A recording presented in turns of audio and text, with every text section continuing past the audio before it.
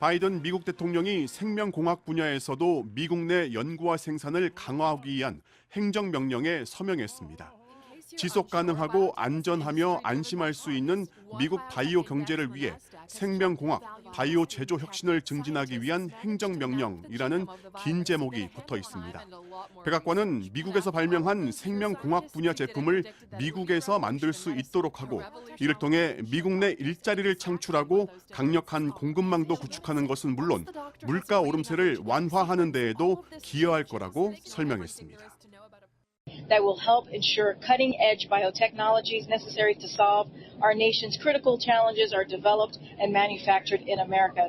그러면서 그동안 생명공학 분야의 원재료 수입과 생산을 지나치게 해외에 의존해왔다고 말해 이번 행정명령이 바이오 분야 생산시설의 해외 이전, 특히 중국 의존도가 높아졌다는 위기감이 반영된 조치라는 걸 감추지 않았습니다. 반도체 육성법과 인플레이션 감축법에 이어 또 다른 미래 산업 분야인 생명공학까지 해외에 나가 있는 공장을 미국으로 돌아오도록 해 중국을 견제하는 조치를 가속화하고 있는 겁니다. 백악관은 이르면 모레 관련 회의를 열어서 오늘 발동한 행정명령을 구체화하기 위한 광범위한 신규 투자 계획을 발표할 예정입니다. 이런 흐름에 맞춰 바이든 대통령은 오늘 앞으로 25년 안에 미국 내 암 사망률을 절반으로 줄이기 위한 보건 정책까지 추가로 발표했습니다. 워싱턴에서 MBC 뉴스 왕중명입니다.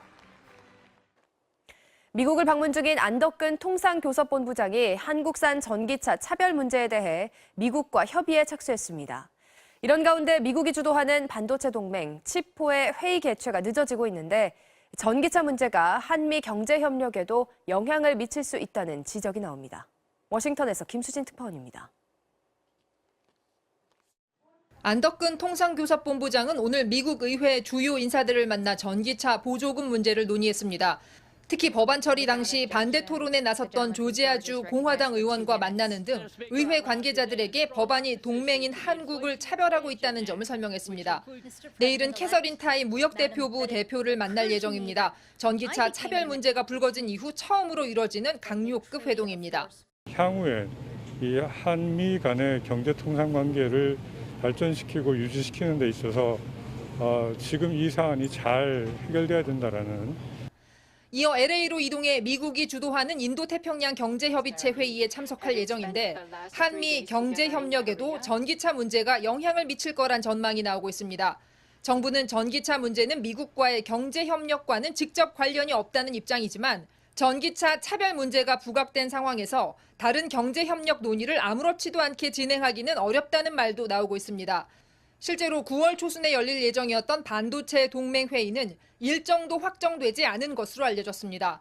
한국 정부는 차별 해소를 위해 법 개정이 필요하다는 입장이지만 법을 고치는 데는 시간이 필요합니다.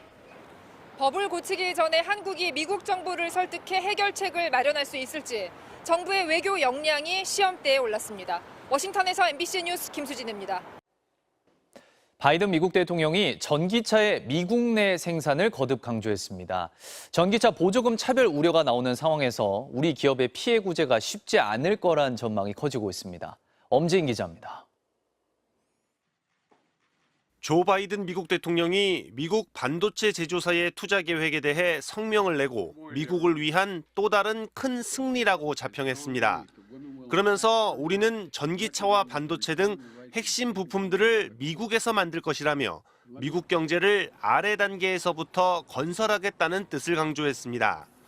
미국산 제품에만 보조금을 주도록 해 결국 미국에서 만들 수 있도록 하겠다는 인플레이션 감축법의 의미를 재확인한 것으로 해석됩니다. 백악관도 미국의 제조업이 돌아왔다고 논평했습니다. 미국의 최대 메모리 반도체 제조사인 마이크론은 아이다호주의 새 공장에 10년간 150억 달러를 투자하기로 했는데 미국 정부는 보조금 혜택을 감안하면 같은 기간 17,000개의 일자리가 만들어질 것으로 기대하고 있습니다. 보조금 지원 대상에서 제외된 한국산 전기차의 차별 문제를 풀어야 하는 우리 정부로선 달갑지 않은 상황입니다. 정부는 앞서 실무대표단이 현대차 미국 공장이 완공되는 2025년까지 법 적용을 미뤄달라고 요청한 데 이어 차관급인 통상교섭본부장과 이창양 산자부 장관도 추가로 미국을 찾아 고위급 협의를 이어갈 방침입니다. 하와이에서 열리는 한미 안보실장 회담에서도 이 문제가 거론됐고 미국 측은 백악관 국가안전보장회의 NSC 차원에서 이 법의 영향을 들여다보겠다고 설명했습니다. 다만 우리 정부의 총력 대응에도 불구하고 11월 중간선거를 앞둔 바이든 대통령이 지지율 효과를 보고 있는 만큼 당장 법 개정까지는 어려울 거란 전망이 커지고 있습니다. MBC 뉴스 엄지인입니다.